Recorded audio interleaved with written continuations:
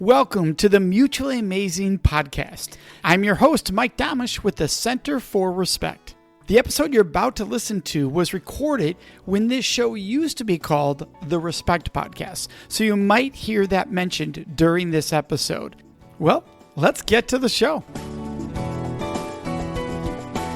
And this episode, we are introducing you to Sam Silverstein. He is the author of 8 books, 8 on the subject of accountability, leadership, and personal growth. He is committed to being and helping others be the best they can be.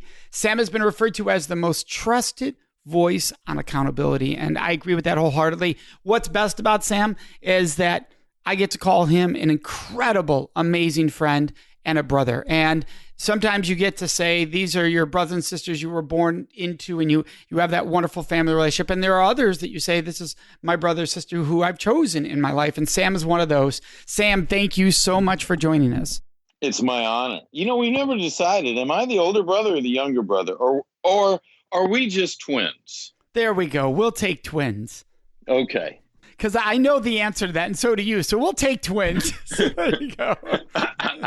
I like that answer. Okay.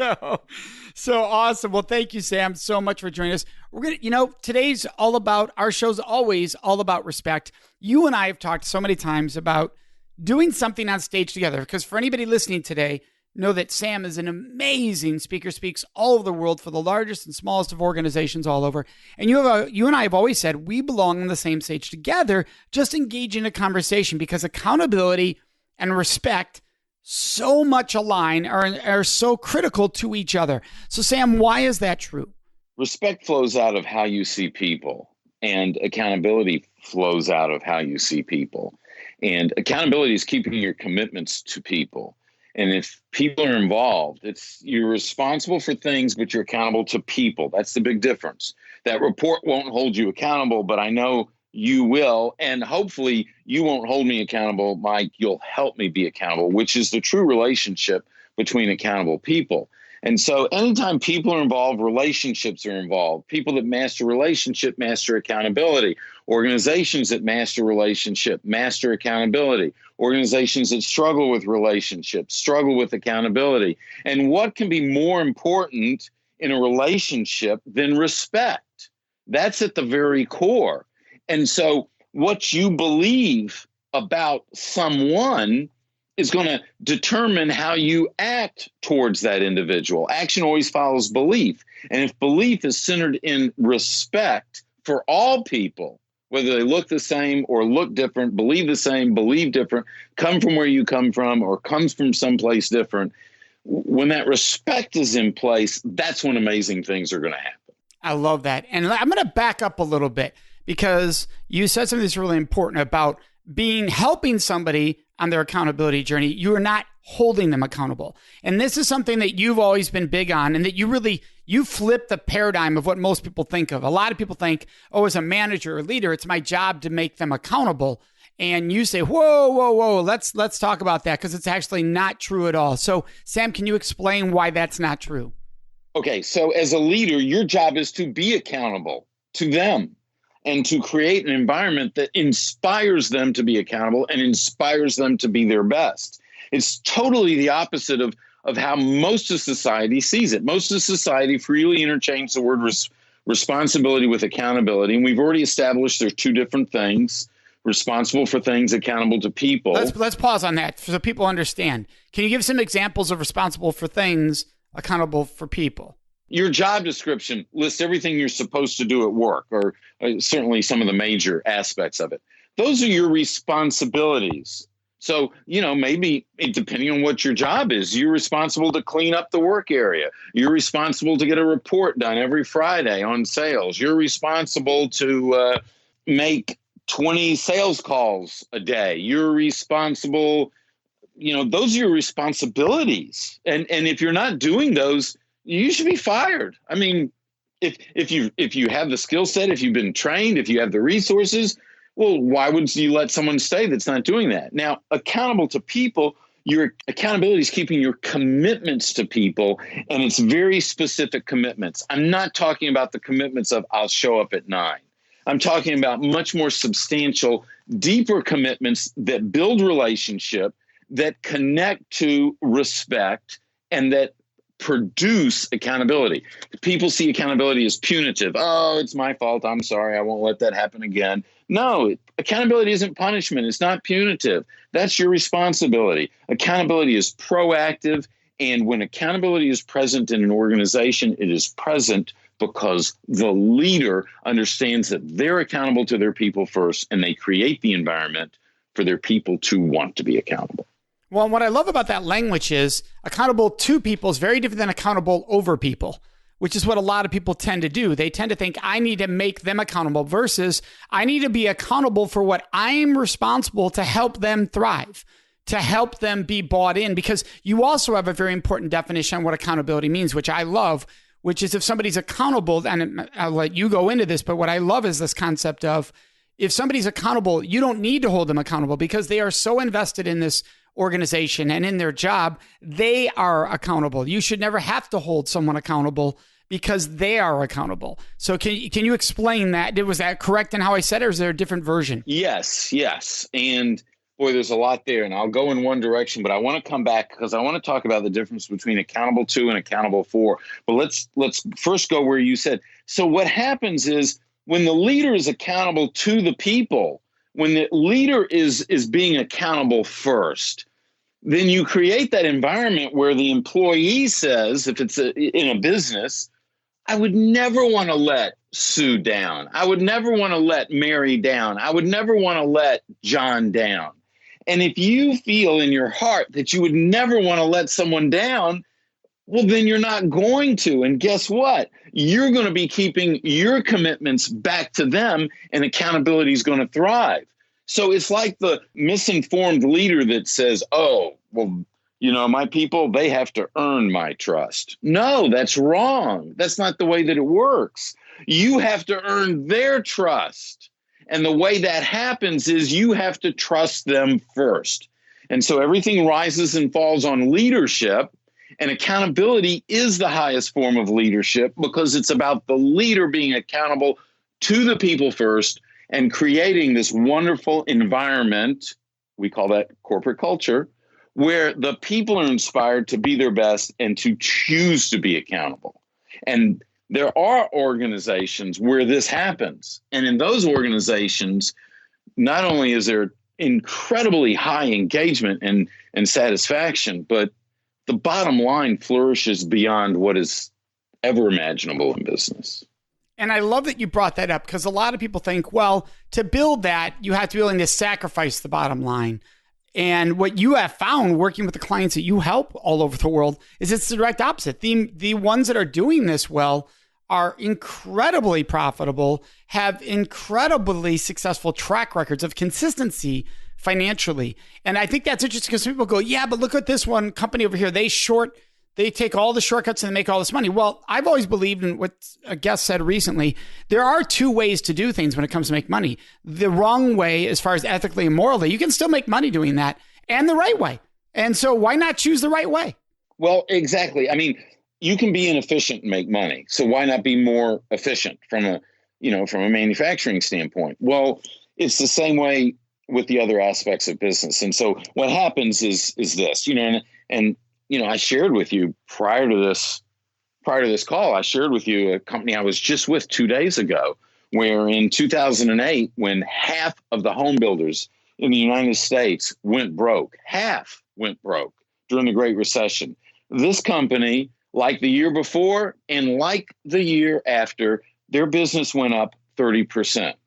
Well, there's a reason why that happens, and it's not luck. And it's tied to accountability from leadership to their people, creating this environment because they spend as much time focused on building this environment where people want to be accountable, where people respect each other. They spend as much time on that as they do on how do you build a better house. Now, we got to back up. Because I told you I wanted to talk about accountable to and accountable for. Can we do that? Yeah, let's go there. Okay, so and this I think also helps because the significance for the leader comes out in this situation. A lot of times if I'm in front of an audience, I'll ask them, who are you accountable to? And they say, oh, well, I'm accountable to my boss. They sign my check. I'm accountable. They might say I'm accountable to my peers in the organization. When I'm accountable to my parents, and there's all sorts of people that you're accountable to. And then I'll stop and I say, well, who are you accountable for? And there's always this silence and this seriousness that comes up. And they go, oh, wow, well, I'm accountable for my children. I'm accountable for the people that report to me. I'm accountable. And they list everyone in their life, personally, professionally, whatever, that they're accountable for. And so here's the difference. When you're accountable to, they're responsible for some aspect of your well-being, and they affect your life beyond a surface level. And so does your boss impact your life beyond a surface level? Sure. Do the people that report to you impact your life beyond? Sure. Do your parents as a young child? Sure. Now, accountable for is you're responsible for some aspect of their well-being. You impact their life beyond a surface level. And so I liken this to the difference between ownership and stewardship. Ownership, you can do what you want, but when it's stewardship, if it's my money, I can do what I want. But if I'm a steward, and I am for my mother, for her resources, I can't take chances. I have to protect that like crazy. There's a higher degree of responsibility. And as leaders, whether we're leaders in a business, leaders in our family, leaders in our synagogue, mosque, or church, leaders in the community, when we are accountable for some aspect of the well-being of someone else, that responsibility carries with it such importance that when we step that out through the commitments that we make and keep with those people, we become accountable and we inspire them to be accountable. Ideally, we're accountable to and accountable for, right? It's not one or the other. Let's say that you're a parent or a leader in an organization. You're accountable to the people you lead, as you said, because you need to be role modeling, creating that, setting that atmosphere.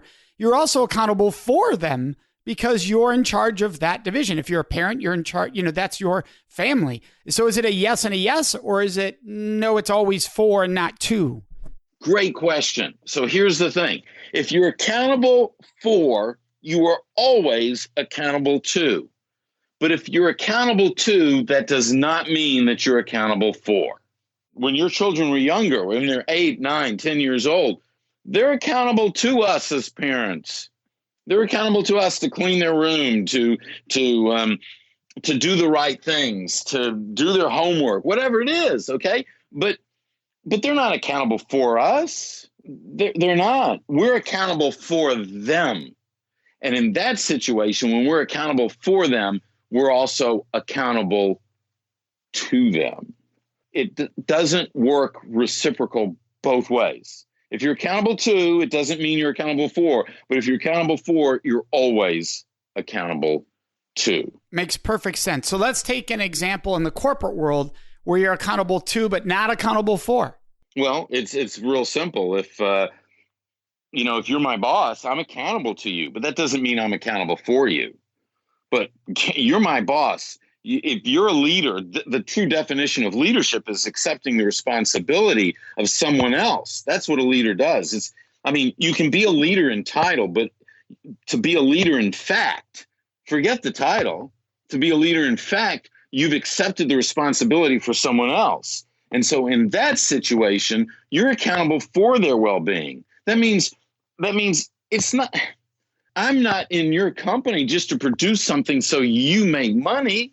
You're accountable for my success, which means you have to train me. You have to educate me. You have to look for, you're supposed to, if you're a truly accountable leader, what potential do I have? How can you help me develop that potential? How can you grow me as a person? How can you help me be better, even if it means one day I'm going to go someplace else? Now, when you make that kind of investment in me, in time, in money, well, guess what? I would never want to let you down. I would never go to another organization for a nickel, a dollar, $5, whatever. Now, might I outgrow the organization? Might I end up someplace else? Yes. And if that happens, you will celebrate that. And guess what? My loyalty doesn't go away. I'm still sending the best people to you. And you're building an organization of great people, attracting great people, and retaining great people. And I'll argue this with anyone. If you attract the best and keep the best, you will outperform everyone. It is a bottom line. There is a bottom line result that connects to accountability. It's undeniable, but you have to look at your people first, not the bottom line. If you're only focused on the bottom line, it's a short-term decision, not a long-term decision. Well, yeah, it fits in the old statement, winners want to be with winners, right? So if you're creating a winning environment, you draw more winners. It just is logical. Exactly. Now, I could see the danger for some people out there is that they're trying to be accountable for when they should be accountable to. And that can be dangerous. So if I'm trying to make myself accountable for my boss, I'm stepping over a boundary that might not be appropriate, and I don't have enough ability to actually impact or control that. And a lot of drama can come up in that. It can become an unhealthy relationship because I'm trying to fix something that's not mine to fix. Well, ultimately, I get that. And I guess it depends on the severity of the situation and your actions in that moment. But the most accountable leaders are transparent, they're humble, and they're willing to step aside from their ego. They're able to have the open and honest conversation with somebody. And so one of the 10 commitments is a commitment to live the values of the organization. If I'm the leader and I made a decision and it does not connect with one of our values, you should feel more than comfortable because of the relationship that I have worked to build with you as the leader. I'm the leader. You should feel more than comfortable to look at me in the eye and say, Sam, I think you're missing something here. If we do that, you realize that we're not living as we say we believe in value and this value of whatever that value is. And I should go, wow, Mike, I didn't see it like that. I totally missed that. Thank you. I appreciate that. Now, when that type of relationship exists between people, then what happens is employees aren't looking over their shoulder because they know the leader's got their back. So they only look in one direction, which is forward. And if you're not looking back and you're only looking forward, guess what? You move faster. Organizations that move faster are always going to outperform the competition. Always. It's still going to come back to the relationship that's in place that allows you or me to have that frank discussion with someone, whether they report to us or we report to them. And when you can do that, because we're all human beings, so this comes down to the R word, respect. It doesn't matter about the title. It doesn't matter that you earn more than me. We're still human beings working together. You just happen to be the president and I'm an engineer. That's just what it is. But we both have the same worth, the same value as people. And so now when we can talk to each other as people, this organization is going to flourish in a way that it's never flourished before. This is counterintuitive to what most leaders believe. They might say they believe something different, but their actions tell me otherwise. All right, so that's a great point, Sam. Let's go into some questions every listener out there could ask themselves to help them further identify whether they're on the right track in this area or where they could make some changes, some improvements. So what are some example questions that everyone could ask themselves right now about their role, either in their family or their work, that would identify if they're accountable to, for, tells them what's happening there? I have created a personal assessment that people can take at IamAccountable.com/me that does provide valuable information around that. And we'll have that in the show notes. I would start looking at my relationships and look at them and go, am I accountable to or am I accountable for? And when you look at that relationship and you say, am I accountable to, am I accountable for? Then I'll go, what does that mean? And how is that playing out? And how am I honoring that accountability in my actions? And so you're stepping back and you're saying, this is where I'm performing and this is where I'm coming up short and this is where I might need to reinforce. And so I think that's a great place for people to start. And then realize that accountability and responsibility are different, and look at accountability through the commitments to people and not the transactional commitments like getting me the report you promised me. That is important. Don't want to diminish that, but are you keeping specific commitments like commitment to the truth, commitment to your values, commitment to a safe place to work, not just physically safe, emotionally safe. And that comes back to respect and things of that nature. And so how do you see people? Are you valuing people? Do you judge people? These are all sorts of conversations that I try to have with myself on an ongoing basis, and I would encourage anyone else to have with themselves as well. Sam, where did this show up in your life? Where was there a moment where you had an aha takeaway for yourself to say, this is what accountability means to you? What was that moment that drove you to this path? Because you had a very successful corporate America career. You were running a large manufacturing company that was highly successful. Where along the path? Was it before that? Was it after that accountability struck you as an aha moment? I've made a lot of mistakes in business. And sometimes I say, and I've shared this with you, I think back on my window manufacturing business and I go, wow, I just really wish I knew then what I knew that now. And that's easy to say, and we can all say that, but I just feel like I could have impacted people's lives in a much more significant way. I was working as a consultant, as a speaker, author, speaker, working with companies for 10 years before I realized that everything I did really came down to accountability. But it was still another 5 years after that before I really discovered what accountability was. And I discovered it.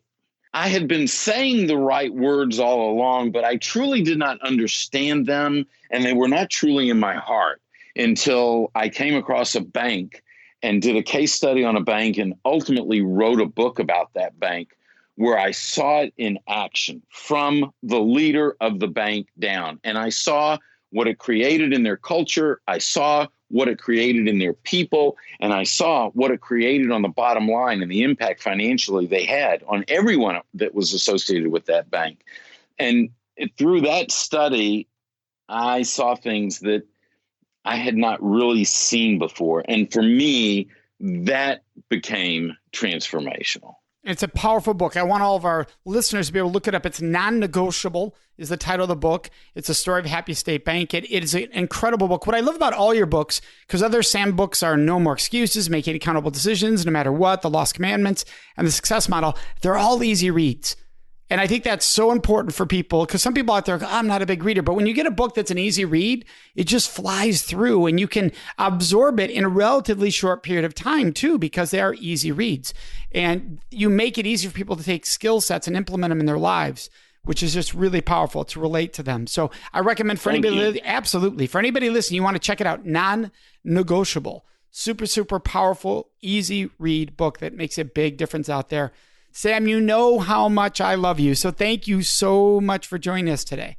Well, Mike, you know how much I love you. And so thank you for the honor of sharing me with people that you value so greatly. That means a lot to me. And of course, anytime I can be of service for you and your friends and the people in your life, then all someone has to do is let me know. I love it. Sam's website, for everyone listening, you want to make sure you can find Sam. IamAccountable.com or SamSilverstein.com. He has a special link there, samsilverstein.com/me. So just so you're aware of that, that's also out there too. And we have all the other links, YouTube, LinkedIn, Instagram, all on the show notes. Listeners, you know what's next. It is Question of the Week. Today's question is, Mike, what about when companies have core values that they don't actually live by? Well, let's dive right into this one because this one is incredibly common. I was just talking with a friend recently that said, hey, I was talking to our leadership and I said, look, this one core value you have in here, we clearly don't live by it because of some things that we do and practices we have in this business. Why don't you actually just take the core value out of our core values? And so we were having this conversation. So I was talking to another friend of mine who is the foremost expert in the world on accountability. And he said, yeah, Mike, because, and that's Sam Silverstein. So if you want to look up Sam, Sam's an amazing, genius, brilliant person. Sam was saying, yeah, Mike, because then the company are just liars. And that's a very powerful statement, but it's true. If you have a core value in your organization that you're not living by, then you are failing to respect the values by which you say your organization is founded on. Therefore, you're lying that it's a core value. You'd be much more honest and way more respectful to just remove that core value from your list, have that one less core value, unless there's multiple core values you're not living by. But you need to remove them so your true core values are being respected and honored and lived by throughout the organization. We'd love to hear your questions, your thoughts, and your ideas. And the best place to leave those with us is on our Facebook page at facebook.com/Mutually Amazing Podcast. Of course, you can always contact us on our website at mutuallyamazingpodcast.com. Remember to subscribe to this show so you automatically get it every week. And if you could, take one moment to leave a review. That really helps other people find the show, which we are greatly appreciative of. So thank you so much for joining us. May you make today and every day a life full of mutually amazing relationships.